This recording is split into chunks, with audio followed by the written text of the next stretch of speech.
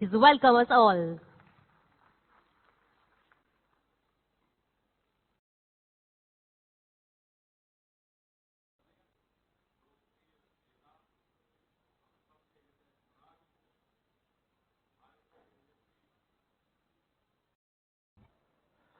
विश्व के सर्वाधिक लोकप्रिय नेता, हम सबके हृदय सम्राट, भारत के तेजस्वी प्रधानमंत्री परम आदरणीय श्री नरेंद्र मोदी जी, मुख्यमंत्री गुजरात भूपेंद्र भाई पटेल जी, गुजरात सरकार में विज्ञान एवं प्रौद्योगिकीकरण मंत्री जीतू भाई Baghani ji, principal scientific adviser to government of India professor Ashok Sood, doctor Bhatkar, secretary science and technology Bharat सरकार डॉक्टर एस चंद्रशेखर, गुजरात सरकार में मुख्य सचिव पंकज कुमार जी, भिन्न भिन्न राज्यों एवं केंद्र शासित प्रदेशों से पधारे हुए मंत्री महोदय, अधिकारीगण, लेडीज एंड जेंटलमैन, सबसे पहले तो मुझे तहे दिल से और हृदय की गहराइयों से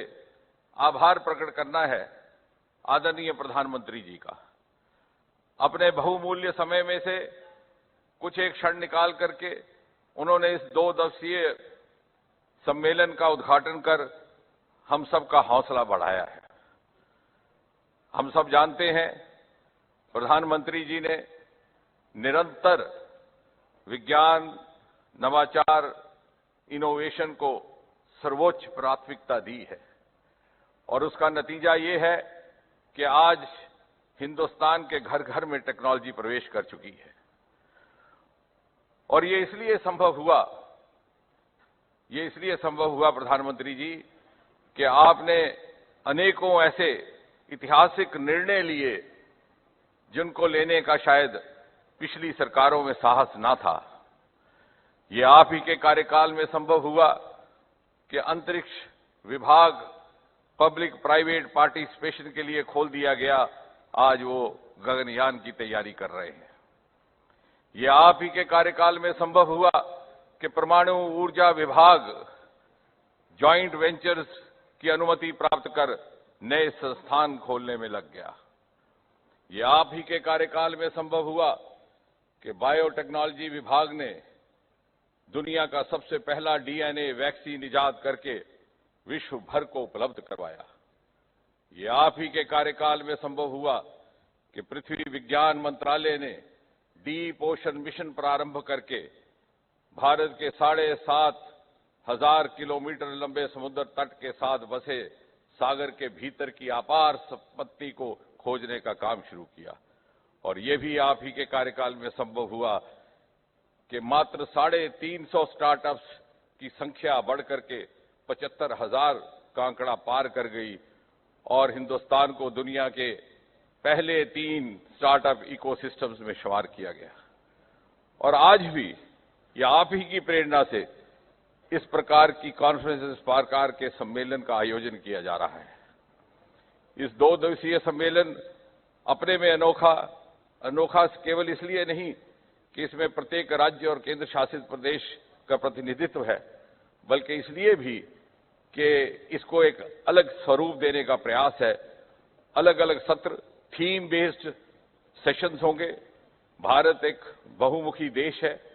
प्रत्येक राज्य की परिस्थिति अलग, प्रत्येक राज्य की जरूरत भी अलग।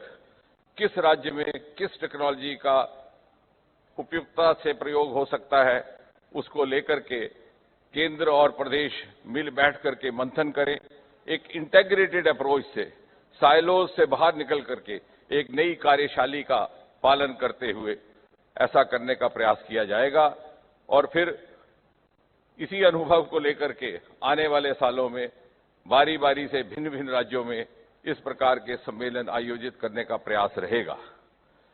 साथ ही साथ इस सम्मेलन से जो निष्कर्ष अथवा कंक्लूजन्स निकलेंगे, उनके आधार पर यदि आवश्यकता हुई तो छोटी छोटी ज्वाइंट कमेटीज, वर्किंग कमेटीज अथवा टोलियां, समितियां फॉलो अप के लिए भी गठित की जा सकती हैं।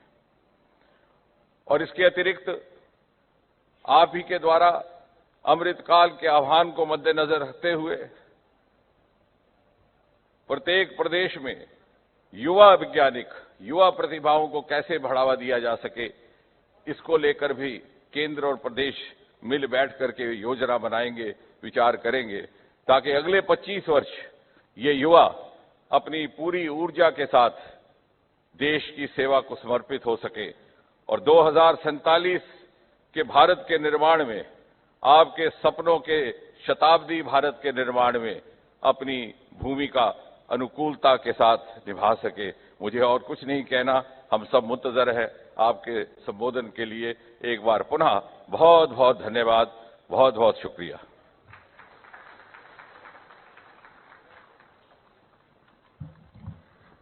बहुत बहुत शुक्रिया हम सभी का आज यहाँ पे स्वागत करने के लिए। आगे बढ़ते हुए मैं गुजरात राज्य के